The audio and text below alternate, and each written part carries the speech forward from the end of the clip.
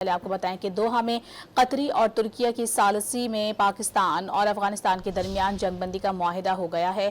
مذاکرات کی کامیابی کے بعد قطری وزارت خارجہ نے اعلامیہ جاری کر دیا، جس میں کہا گیا ہے کہ دونوں ممالک نے آئندہ چند دنوں میں مزید ملاقاتیں کرنے اور امن و استحکام کے لیے مستقل میکانزم بنانے پر اتفاق کیا ہے۔ امید ہے کہ جنگ بندی خطے میں پائیدار امن کے قیام کی مضبوط بنیاد فراہم کرے گی۔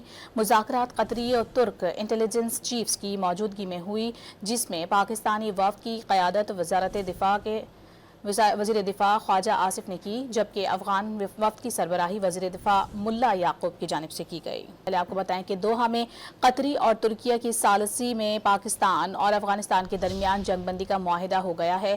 مذاکرات کی کامیابی کے بعد قطری وزارت خارجہ نے اعلامیہ جاری کر دیا، جس میں کہا گیا ہے کہ دونوں ممالک نے آئندہ چند دنوں میں مزید ملاقاتیں کرنے اور امن و استحکام کے لیے مستقل میکانزم بنانے پر اتفاق کیا ہے۔ امید ہے کہ جنگ بندی خطے میں پائیدار امن کے قیام کی مضبوط بنیاد فراہم کرے گی۔